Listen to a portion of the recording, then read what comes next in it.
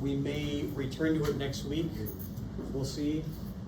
I say may for a reason, but today what the point is, there's plenty that could be said, but I'm going to focus on the kind of the design criteria. In other words, what kind of design criteria might you have, the basic design criteria might you have for designing an airport? Pavement design? Pavement design, yep. We're not going to talk about that, partially because I know that vehicle pavement design is covered, I think, in the lecture. So it's otherwise, I don't want to say similar, but it's the concept, the topic is already broached in the lecture. But yep, we got pavement design.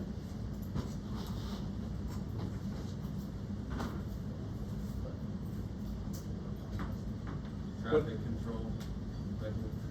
Yep. Okay. So that would basically be traffic control itself is affected by the number of runways, the configuration of the runways, right, and the overall capacity of the airport. Yep.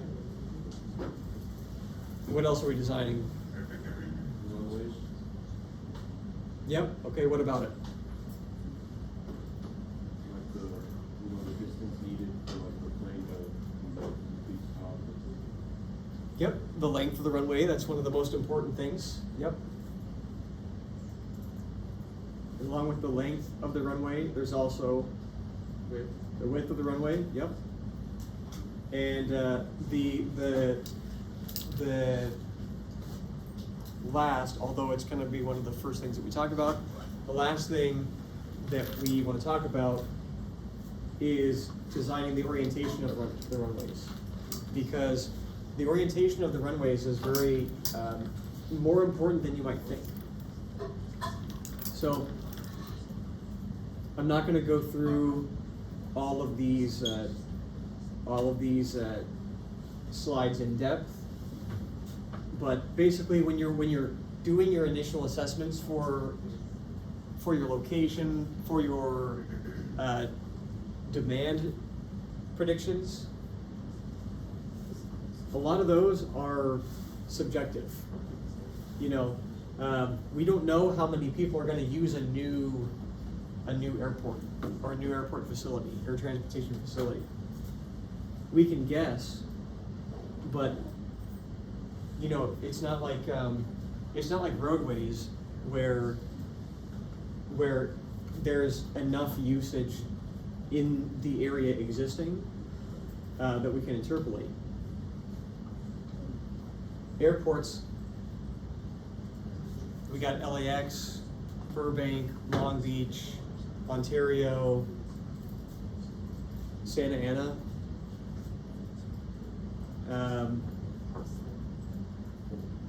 Any others?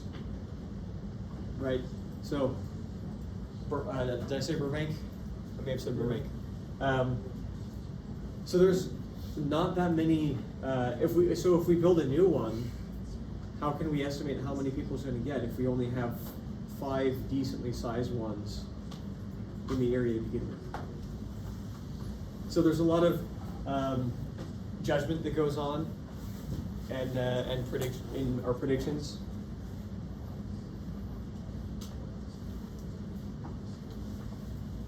And things that complicate these designs are, of course, your terrain, your proximity to population.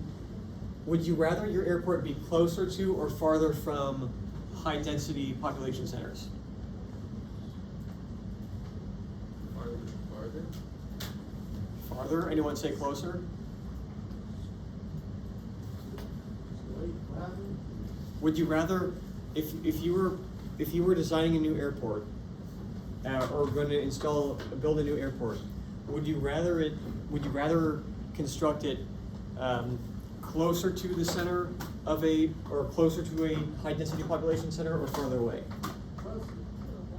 Closer? Yeah. And why? Well, okay, hold on. We got the air conditioning out of hell, so all people around you can pissed. But like, Okay. but if you make it like in high density, that's why they're all in the big cities, or the airports. Okay. It's more convenient for more people, no? Right, and those are part of the subjective discussions that happen. So, if you are building an airport, what's your purpose? Make something for everybody. People travel. Okay, and but if you're going to be spending all that money, you want what? A lot of You want a return, right? And so, we'd rather an airport be close to as many potential trips as possible, which of course is near population centers. The problem is that a lot of people don't like the noise from airports near where they live, and so there's all kinds of politics and careful considerations that go on, and there's no perfect answer. Because if you build an airport near a city, but it's too far away, it's going to be too inconvenient, and people aren't going to go to it. They're not going to use it. So there's no perfect answer for any of these types of facilities. So, but if you have a bunch of urban sprawl, it's even worse, right? Because now with sprawl, you have to go way, way out to get away from people. Otherwise, you're going to be building it amongst people's, residential areas.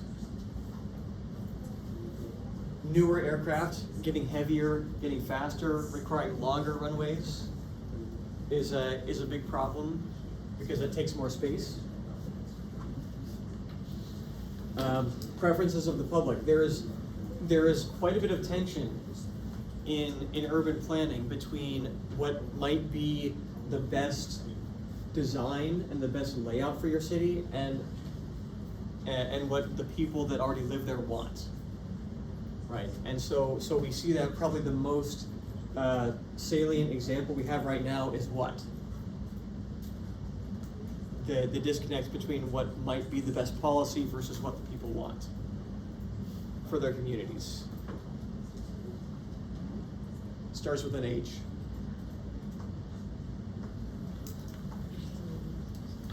H-O? Horse. Close? Oh, horses. No. H-O-U? Housing, right? You said close, not the horse. Well, I mean- Only one letter, huh? That's crazy. Right. So there's a lot of tension sometimes between what the people want and what might be the best policy. But what do you choose, right? Because we also care about what people want. So there's a again, no fantastic answers there a lot of times. Environmental impacts. It's not super safe to place an airport where you're going to see a lot of fog. Right? If you see fog all the time, it's going to be pretty dangerous for aircraft to landing or taking off. Same thing with near the ocean, because near the ocean you have a lot of what? What was that? Okay, salt, yes. Yes, okay. What else do you see a lot of? It's okay, rust, water, salt. Those are one side of the equation there. There's another side and it moves. Birds, yep. Birds. So birds are not good for airplane engines. Let's see, at this point, gosh, that was 09. yeah, was it? Yeah. The Yeah. Hudson thing? Yeah. Yeah. I remember that. Yeah. I was a kid. I was like 6 years old, but I remember. Yeah, with everyone's favorite airplane captain, Tom Hanks. Oh, yeah. Sully? Yep.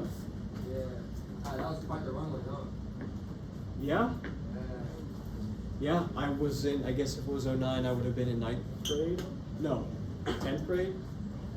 What graduating class were you in? 11. That means you were 08.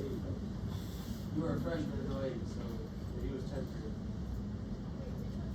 Either the end of ninth grade or, yeah, first half 10th or so. Oh, that makes sense. Yeah. Anyways, yes, birds can fairly easily take down airplanes. And then on the right side of this, you get the procedure that you got to run through. I think I mentioned environmental impact reports way early on in the, like I think week 2. New airports can have quite long EIRs. All right, so now we're going to talk about one of the kind of foundational components of how to design an actual airport runway. We're going to start with the runway, and then we may end up getting into the actual terminals themselves. If not, that's okay, because this is more important. Yes, okay, so aircraft are classified in certain, well, they're divided into certain classifications. And it has to do with, generally speaking, it has to do with their size and weight. And their, in A and B, it also has to do with, or excuse me, with, I think with A and B, it also has to do with the number of passengers. So, when we design our runways, we design them for a specific kind of aircraft that we are going to be targeting to service at this airport. And those classification aircraft need to, we need to design to accommodate a certain crosswind. So what is a crosswind? It's like an intersection for the aircraft. Nope.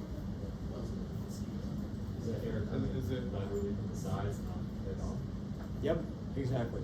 Right. So it's just the wind that it's the what would we call that? The projection, I guess, the projection of the wind that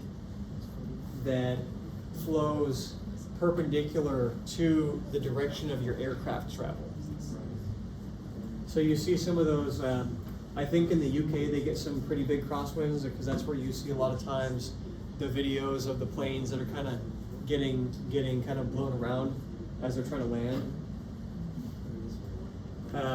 Those are strong crosswinds.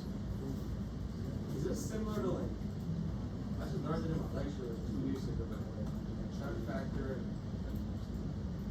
you know what I mean, like different classes like axles and weights and whatnot. Oh, kind of, yeah. This is similar to that? Kind of, yeah.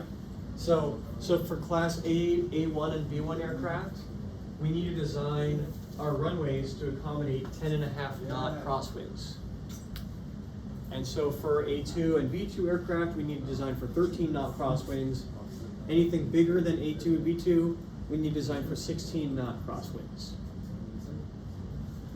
And knots is a velocity, right? Knots is a speed. So I mean, yes, yeah. So and then in addition to the crosswinds itself, we need to accommodate at least 95% of all wind conditions. And so what that means is that we needed to get data. According to the FAA, they highly recommend that you have as much data as possible, and they prefer 10 years of wind data before you move forward with building and designing a new airport. So that means that you need to, well, either do it yourself or hire a consulting company to install a weather station at this site and have them monitor it or monitor it yourself for 10 years. And we'll show what that looks like. I think maybe some of you have already seen it then. Let's see. If one runway is not good enough to accommodate at least 95% of your wind conditions, then you need an additional runway at a different orientation to capture the remaining percent that you need of the wind conditions. So, has anyone seen these next couple steps in lecture, I guess? Or no? Okay. So, this chart right here kind of details what you might see if you were recording your wind data for 10 years.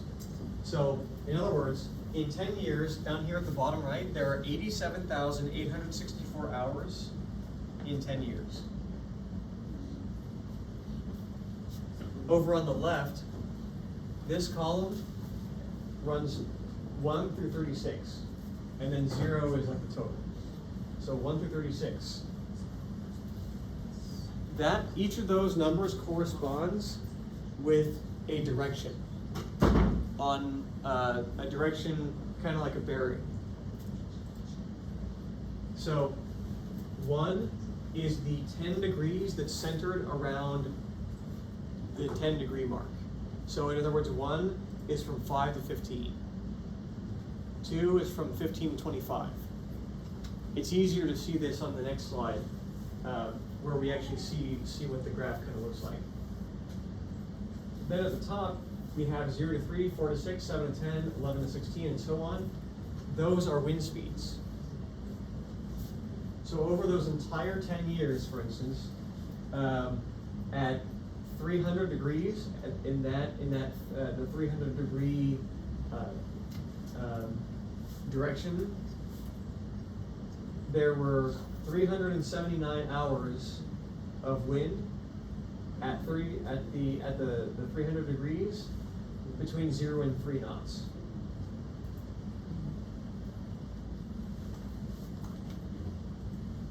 And then there were, for instance,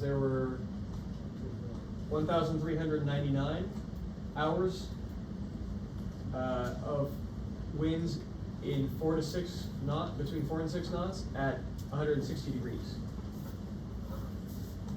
So this chart is the number of hours of wind over that 10-year span at a given direction between a given speed interval. And of course the totals are on the right and at the bottom. What we do with this data is we take it, we convert it into a percentage. So in other words, we convert these numbers into a percentage of the total number of hours. We convert those into percentage and we plot them onto a chart like this. So this is called the windrows. And we can see that each of these decimals here, these decimals, is a percent. So it's, for instance, let's take a look at, so 290 is 29, right? So the row number 29, from 10 to 6, from 11 to 16 knots, we had 0.5%. So if we came back here, in the, I think it was 29, from 11 to 16, so 479 divided, so someone do 479 divided by 87,864.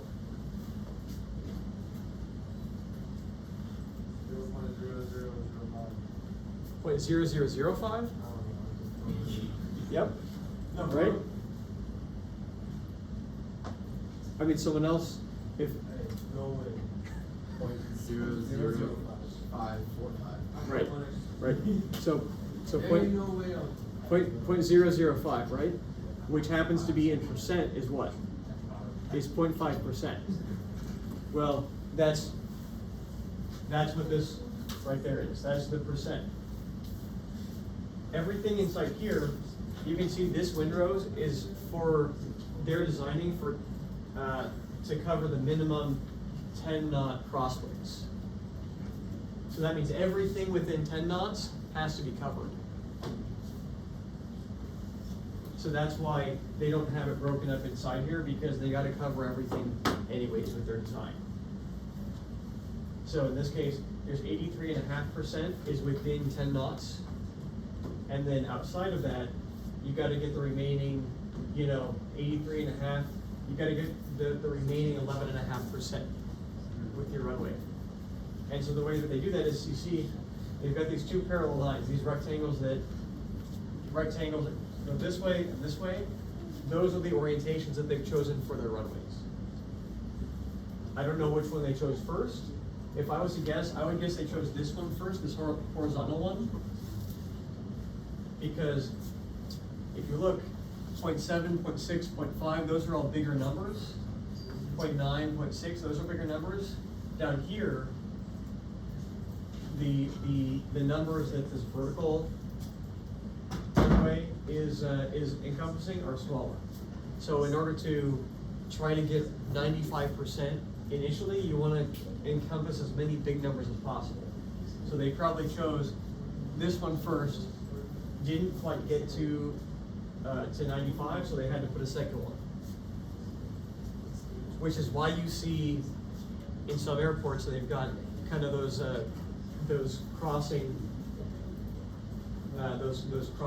runways. In this example here, you see these pluses. Those are just saying, hey, that there's some data there, but it's negligible. So it's a rounding error.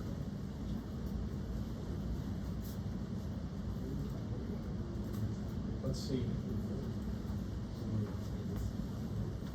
Does it make sense how you do this? Right, so you map out the percentages, and then you draw your runway. The width of your runway here is equal to the number of knots that, I shouldn't say the width, the location of the sides of this runway is at the concentric circle where the number crosswind you're designing is. So in this case, like I said, they were designing for 10 knot crosswinds. If you're designing for 13, then the edge of the rectangle would be somewhere in the middle of this circle. It'd be a little bit wider. What you do if you've got something that's kind of partially covering, like let's ignore this vertical one for a second. Let's ignore the vertical runway and just go with the horizontal. The horizontal one initially, you'll see, was only covering just under half of this 0.5. So what you would do is you would count just under half of that 0.5, so you'd probably count 0.2. When you were adding up all your numbers, you'd add maybe this 0.3, this small percentage maybe rounds up to 0.1, a third of that, so it's 0.1, 0.2, maybe this is 0.3 or 0.4, right? And so you're adding that, roughly that proportion that is being encompassed. Any questions about this? Because this is what you're going to be doing for the lab this week. Okay. Let's see. Like I said, the aircraft are broken up into the different classes based on their weight, and whether single engine,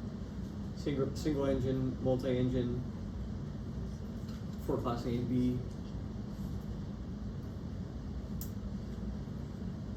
The actual capacity of your airport depends on those classifications. How many, what they call the mix, what percent of each class aircraft you're seeing. You can get a rough idea from these charts. You get the mix index. Here we'll kind of tell you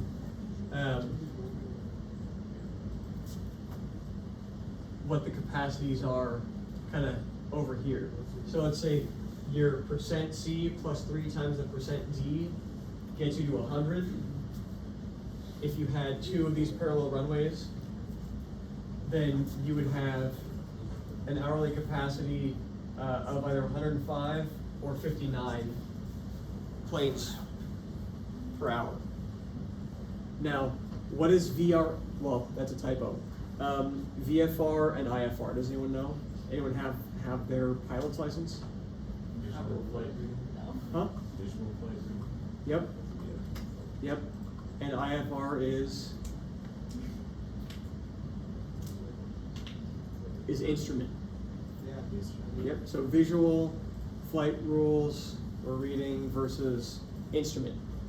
So you would prefer to use what? Instrument or visual? Instrument. You sure? Yeah, You sure? kind of. I would prefer to fly by being able to see. Right? So I would prefer to use visual, and you can see that when you're using visual flight rules, you can get you have a much higher capacity. Because if you can see what you're doing, you don't have to rely on your instruments, and the air traffic controllers can deal with more people. If they can't see you and you can't see the runway, then you're relying entirely on the instruments to tell you what your altitude is. You're at 15 feet, you know. Oh, you meant only on the runway? Yeah. This is for the airports. Yeah.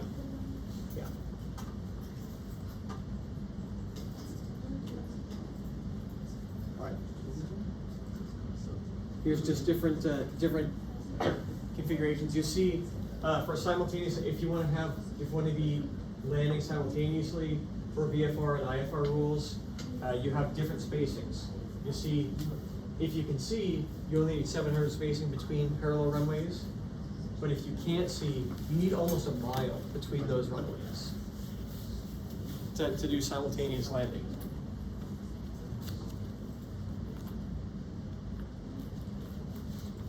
Runway length is either for smaller, lighter aircraft is estimated kind of by, well, used to be estimated kind of like by the charts like this, where we're deciding which percent of the fleet we want to be accommodating in our design.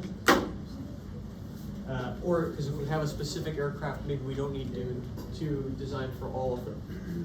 And then we've got our temperature down here, our average daily maximum temperature of the hottest month of the year. So generally July for us. Our temperature on the x-axis, and then you go up. All these lines correspond with elevations. What elevation is your airport at? LAX is very close to sea level, but let's say Denver is not. And then you read across. From here, you read across whichever percent, 95% of our fleet at 90 degrees, read up to whatever elevation and across to what, and that will tell us what our runway length needs to be for these lighter aircraft. Why is it that the hotter it is, the longer your runway needs to be? Let's see. I don't exactly know, but I would guess that there might be more. When it's hotter, there's more. Maybe there's more uplift. I'm not exactly sure, but it has to do with the air. I mean, kind of vague, but yeah. Okay, let's see. For other aircraft, for bigger aircraft, you are designing for that aircraft. You decide what is the biggest, most restrictive aircraft that I need that I want to be designing for, and I'm going to design my runways for that one. So in this case, we got the charts for an old Boeing 757, right? And so this is telling us what's the maximum allowable landing weight. Right, in other words, that's why sometimes you see aircraft are just circling. Sometimes they're not just waiting for air traffic control to let them down. They have to burn extra fuel. to get rid of that weight, because they carry a lot of fuel and burn a lot of it. So, based on, once again, the temperature and the elevation, that tells us what the maximum allowable landing weight is. Okay, if this aircraft is allowed to land here, then this tells us what our runway length is. Here's the weight and the elevation. You interpolate to get your rough weight, your rough runway length in 1,000 feet.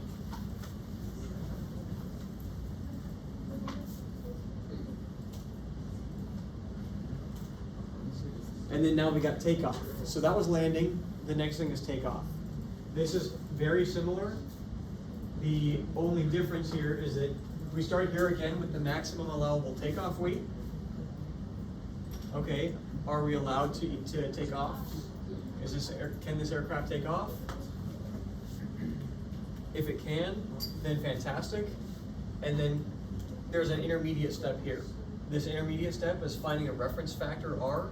Once again, using temperature and elevation.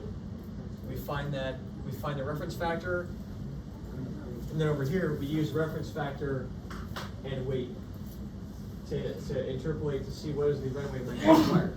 Bless you. Thank you. You find the minimum runway length for takeoff and landing. Whichever one is longer is the one that you need to design for, or that you need to design.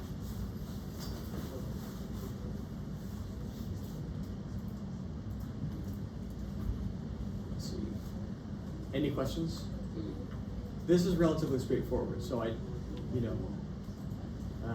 so let me know if I went a little bit too fast on it. All right. Let's see. Will we do this?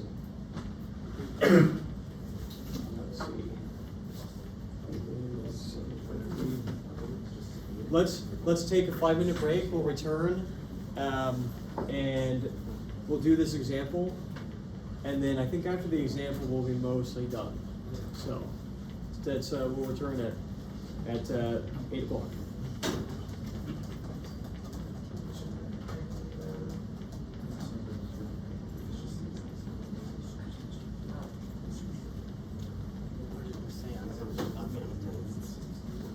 Oh, today? Yeah. I think I did. Okay. I just need you to call my name. Yes, I only call people if I don't know their name. Okay, perfect. Sounds good. Yep.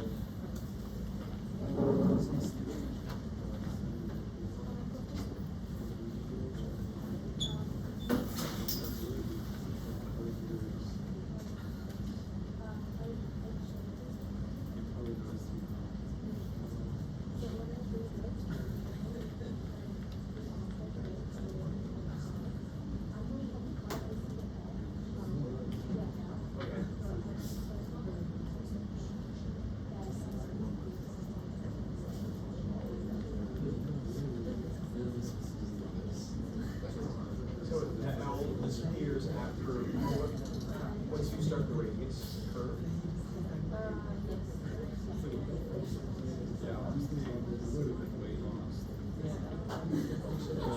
Try pressing.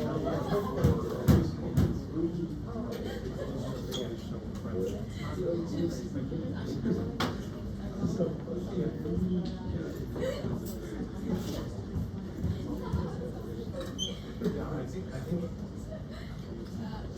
try pressing the L one and then we'll let me know, because I know that it can be done.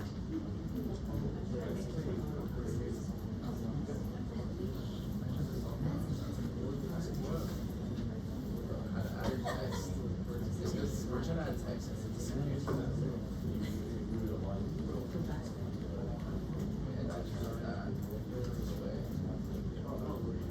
No, if I hit escape. Okay, so click right here for me. Down here, click right here. Okay, now click up here. Okay, you see that? You just have a bunch of really tiny ones. Oh, I got it. So this goes on. So then over to the properties. Over on the right, you have them selected over to the properties, and where it says, no, Okay, just select one of them, so zoom in to one of them. Here, there you go, select that one, properties. So you see where it says text type, or paper text type? Yep, make it, try to make it 10. Zoom out a little more, so we're small, maybe like 50 or something. Maybe on the 200, right? Yeah, you can just kind of, but yes, that's. And is this one for the answers, like for the scouts, just on this side here? That's up to you, so you can do that, or you can, like, if you have the math written down, you can just take a picture of that and send it. Okay, but like, since I have the big houses here, does the answer is fine? Yeah, I mean, as long as you got it right. Does that look pretty good? Does that look Let me see, Because I wasn't here last class, so Yeah, I just basically really saw. I don't think that looks correct. Well, where's the equation? It's right here on the chart. What's that? So, That gives you a really small number. So, yeah, so- 0.071. Yep, So what's the correction factor? So these lines right here are this formula right here gives you which one of these lines, right, or interpolating between this. Right. From there, you read down, or like up, from the protein data here. You read up there. And so you meet whatever line that is, and then you go right, and that equals R over H1. So let's say that one, when you do R over H1 not equals 1. So you multiply 1 times H1 not equals R. And then that gives you your R. And the page next to your correction. G equals by this Times R. Yep. After. Yep. Yep.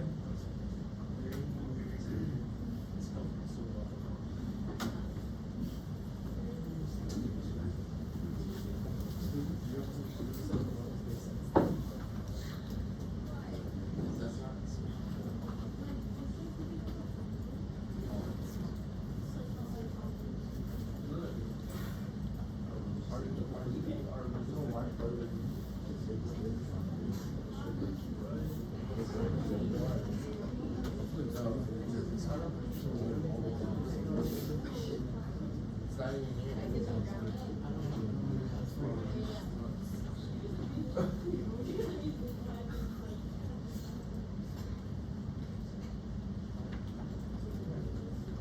Oh, it's squares.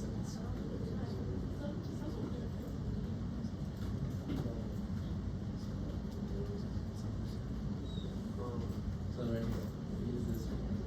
What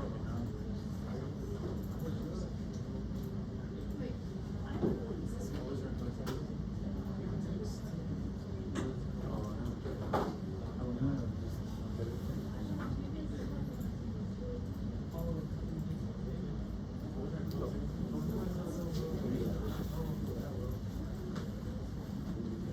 How do we, do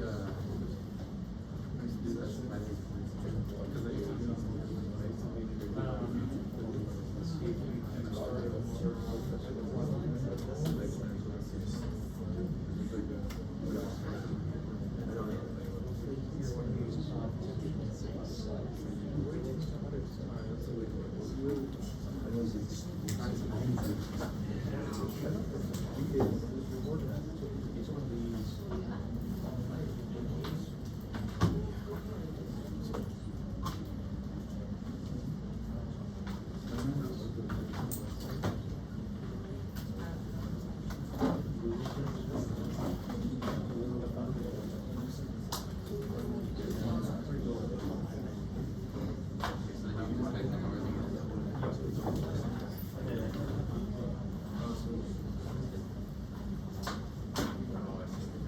Yeah, it's asking you to do this, put it in order, so you just put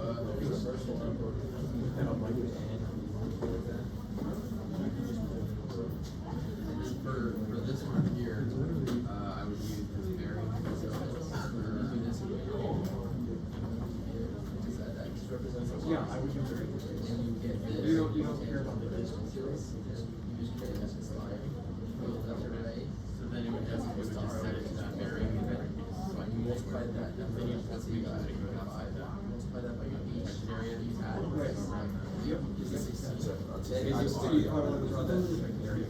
I have no idea. Bro, I'm just saying like that's 2 months, you're gonna get 0. 3. Okay, so just try. I don't know how to do it. Try. I don't even know what to do. We're helping you right now.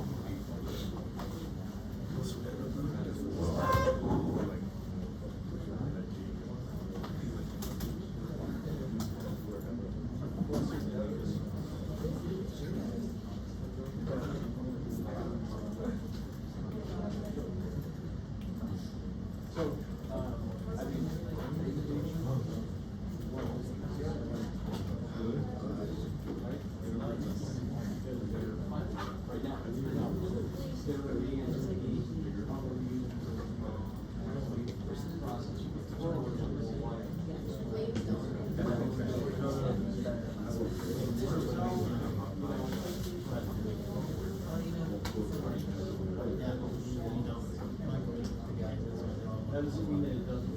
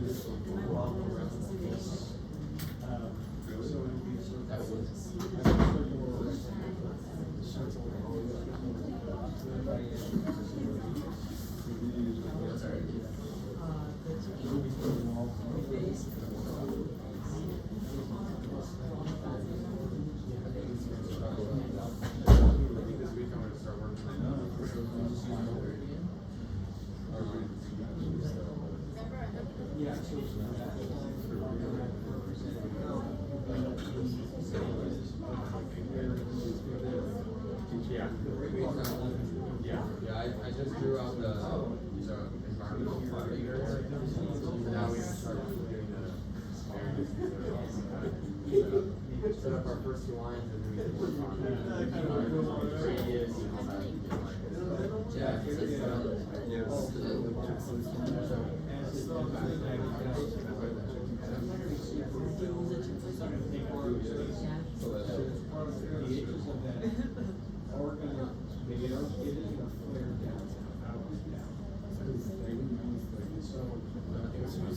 That's going to impact where we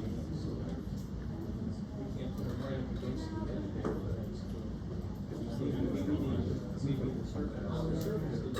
here.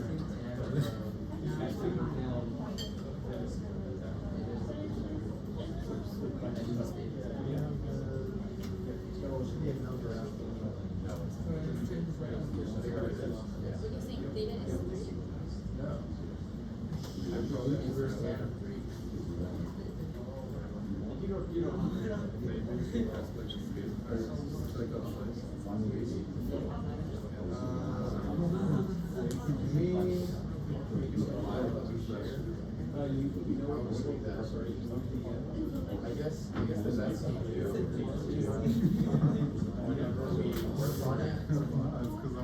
It's just the. So, We can also see communication.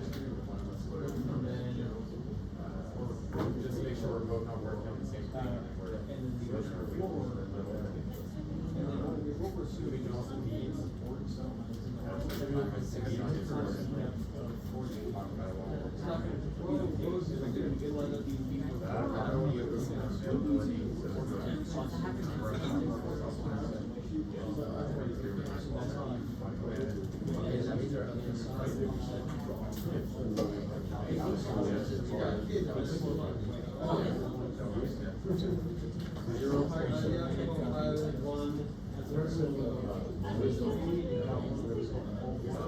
No, I am on here. I'm on fixed Mondays and Mondays are my busy days, so I have my class. But that's the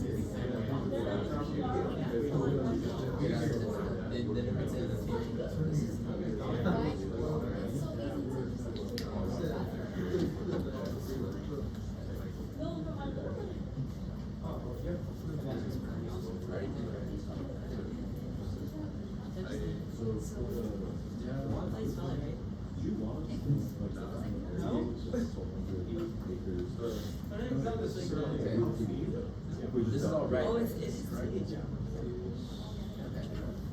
This is How'd you do it?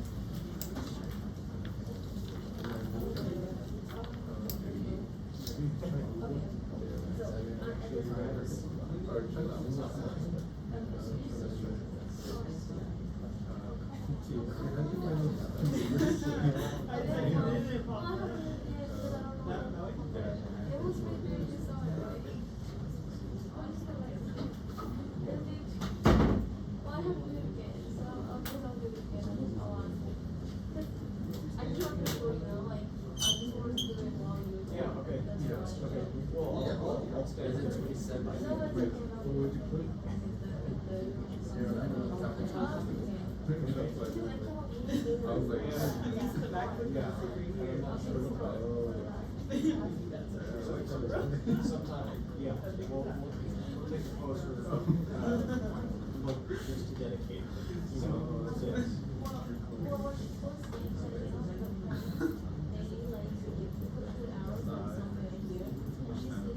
To like a. We could do that. I don't know the council, but it could. Like simplification. I don't know what.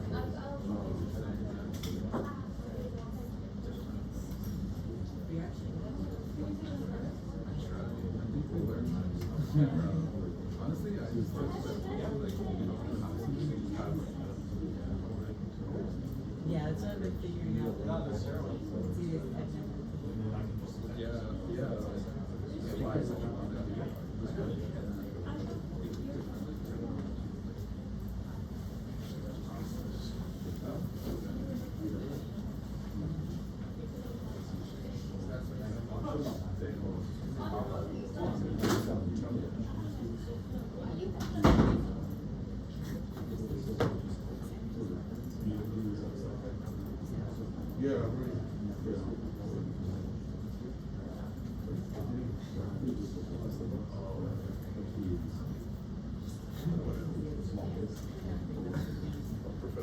Yeah. We're gonna discuss the next slide. We're gonna like discuss the next slide. Yeah. Okay. Yeah.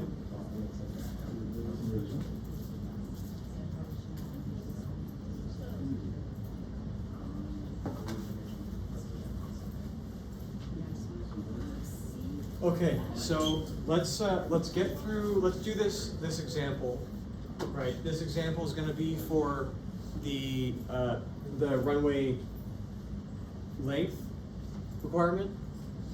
And then we'll take a look at the chart that shows us how to get the, how to decide what width for the runway. And then we'll talk about the lab for this week, and then we'll be done. So we want to find the runway length for a Boeing 757, which happens to be the charts that we saw a few slides back. The airport has an elevation of 500 meters, which is also 1,640 feet, with a normal maximum or an average maximum temperature of 30 degrees Celsius.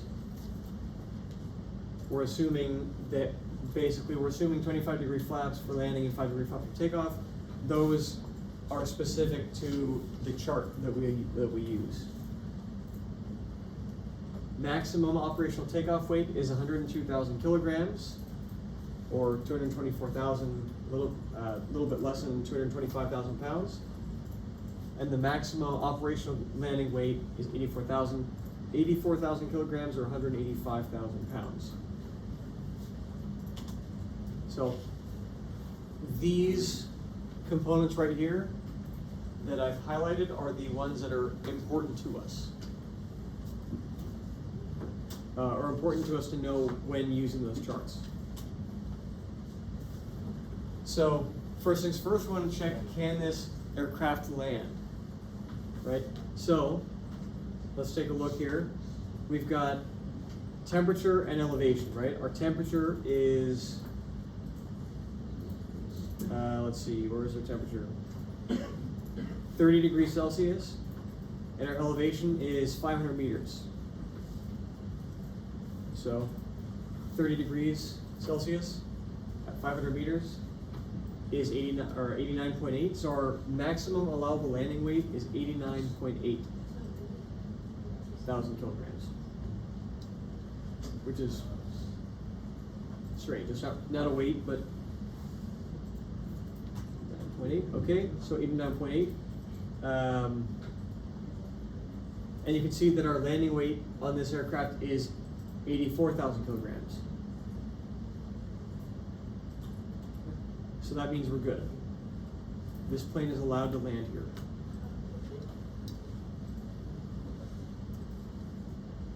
The next thing is the weight, again, weight and elevation, this time in pounds and in feet. So weight is 225,000 pounds roughly, and elevation is 1640. So we can follow these lines that were already pre-drawn in the book that I took this from, and see that our airport our runway length is about roughly in between 5.5 and 5.63 thousand feet. So a little bit over a mile in length. So that's minimum runway length for our runway for landing. Then for takeoff, we're going to read. Let's see. What's the temperature from this example in Celsius? 30 degrees Celsius. 30, okay, and airport elevation in meters is 500, which gives us a maximum allowable takeoff weight of 108.9. Does our aircraft meet this requirement? Yes. And that's because why? It's takeoff weight is 1,000 or 102,000. Right. So, yep. So our takeoff weight is 102,000 kilograms, and our maximum allowable takeoff weight is 108.9. So this aircraft is able to take off from this runway at this airport. Next thing we do is we get the reference factor. We've got a temperature of, it's 30 degrees Celsius. And again, 500 meters, that gives us a reference factor of 59.7, which is right at 60.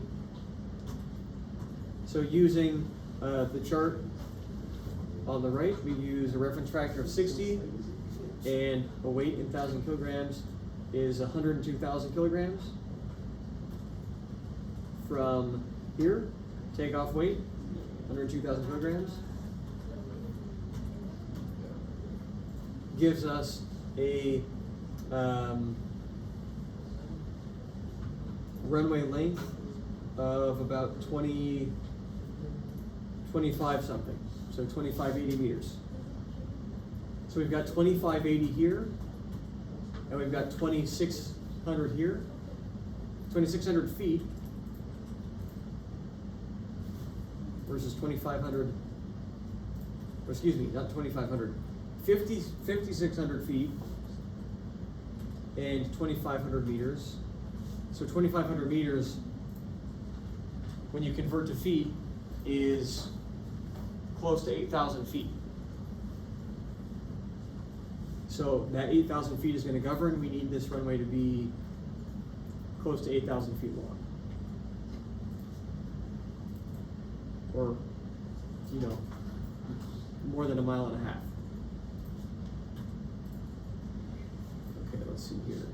Okay, this is how we classify the aircraft with these charts.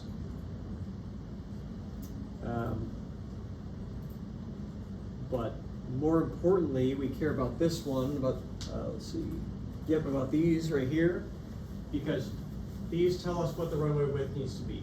And you can see that runways also have shoulders, right? But you see runway width? For, in this case, A and B, C and D. Oh, and over here on the right, sorry, back here we see A and B with visibility at least 3/4 mile, 3/4 statute mile. A and B with less than 3/4 mile approach visibility, and then category C and D runway widths for different airplane design groups.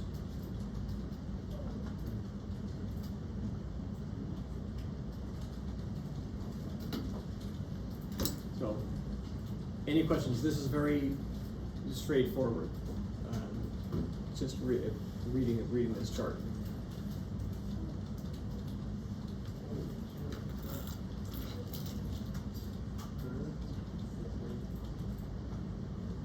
Okay, and we will not really get into this.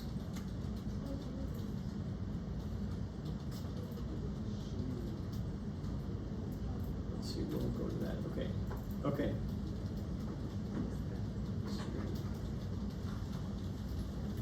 Okay.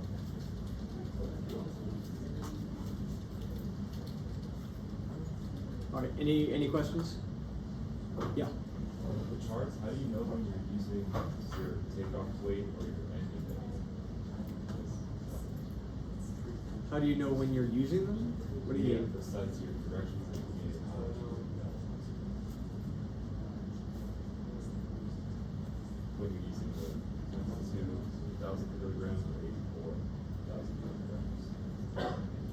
Like what? When do you use them? Yeah, for which tables and some use landing and some use takeoff. So okay, so well, I mean, so like these tables, we use because these tables right here, these tell us that it's for landing, right here, right? So this table right here, this tells us the required runway length in order for us to land, and so we're going to use the landing weight. Same thing with takeoff.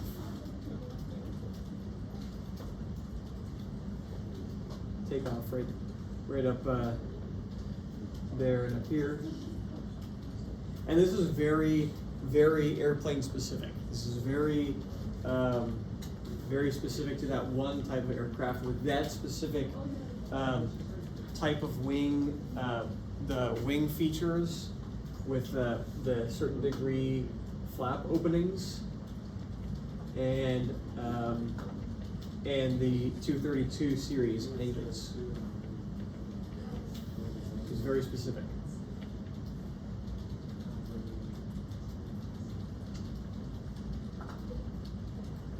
Okay, so let's see. For this week's lab, if I can find it here. right in front of me. There we go. Oh, not that one.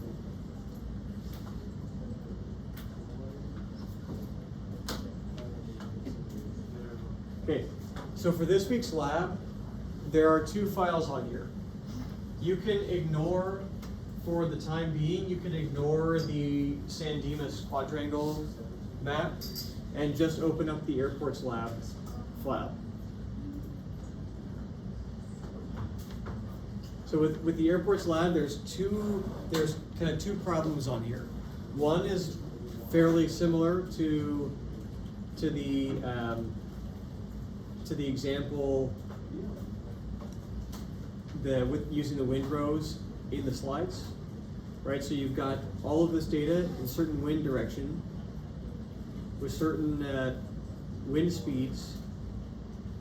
You're going to fill in this chart, and you're going to draw in 1 or 2 runways that will give you the required runway orientations that will give you the required 95% coverage.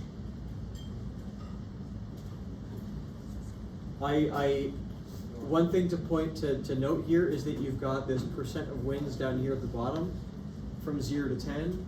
People frequently miss this. 0 to 10 at the bottom is equal to 60.4%. So that's going to correspond with this inner one, this inner circle. Everything outside there may have a number on it. Also, I recommend that you pay attention to your concentric circles, and you consider which airport reference code B2, what those kinds of aircraft need to, what kind of crosswinds they need to be designed for. So that's going to be in the slides. That's how you find that.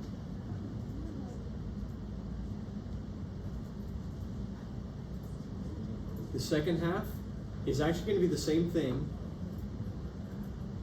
except you're going to find your own data.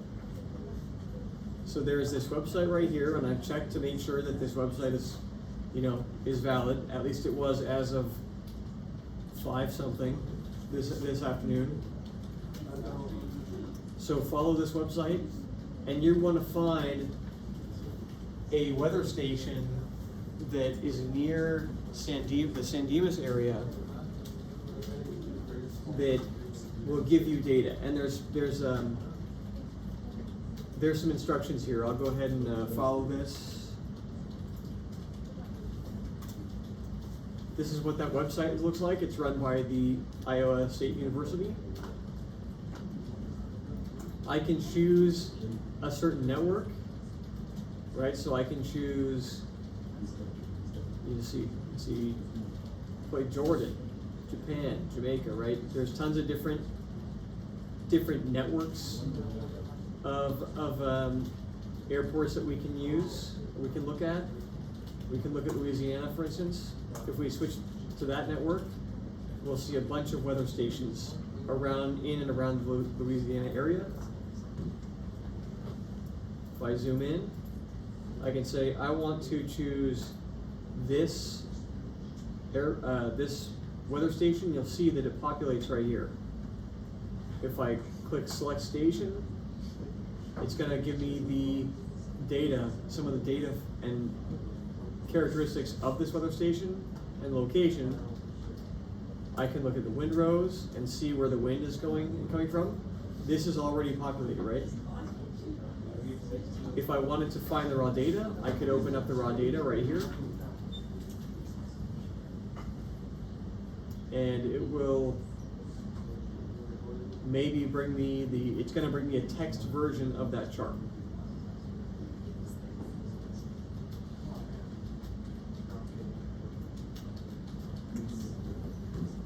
Maybe I just chose the wrong one. It's, here we go.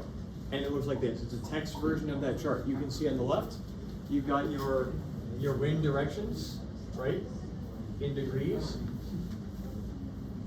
And then you've got calm, so that's from 0 to 2 miles an hour. Is it 2 miles an hour? Yep. wind speed units is in miles per hour. 0 to 2, 2 to 4.9, 5 to 6.9, 7 to 9.9, 10 to 14.9. Right? We've got all these wind speeds and directions. You can fill out. You can fill out your own windows here. Now, one thing that I need to point out here is this knots right here. Ignore this knots. Pretend this is miles per hour to make your life easier. You could do it the hard way and convert it to knots if you'd like, but you can just ignore that and assume it's miles per hour. And this Windrose is set up so that it should match with what the website gives you. As far as the number of concentric circles will correspond with the number of columns here. You got 1, 2, 3, 4, 5, 6, 7. We got 1, 2, 3, 4, 5, 6, 7. Any questions? Yeah. How'd you get to the text file? Right here. Okay. So once you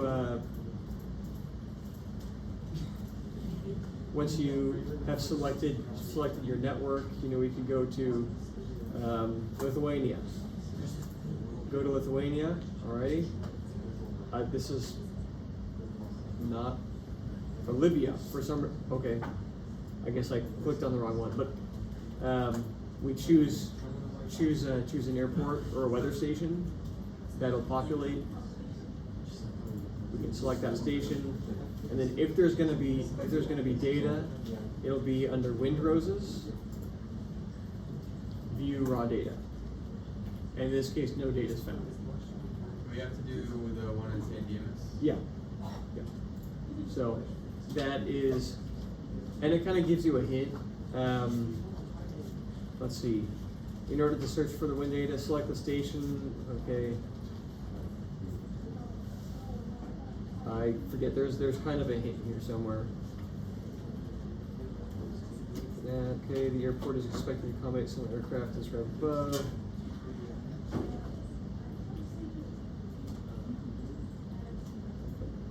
Using the web tool linked below, find the closest source of prevailing wind data. You can't do this. You will need to find the right network. There are a few for California within that network, or within that network, find the right station. In order to search for wind data at a station, select the station, and then click Select Station. That's that right here, this button. That will bring you to this particular page near the top. Select the Windroses tab, and then click View Raw Data.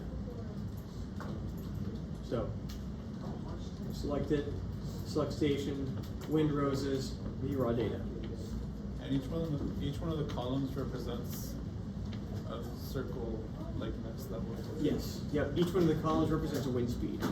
So in this case, column is from 0 to 2 miles an hour. You can see 2 right there. And now this, or like 0 to 1.9 technically, and then 2 to 4.9, 5 to 6.9 is this column, 7 to 9.9 is this column, 10 to 14.9 this column, and so on.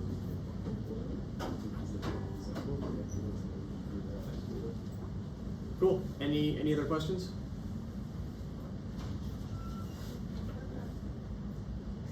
Cool. Well, we seem to have lost some people. Just a few. Like, we can only imagine what's going to happen next week, right? Their office hours are very popular, Professor. I'm sure they will be. Oh, yeah. You expect me from familiar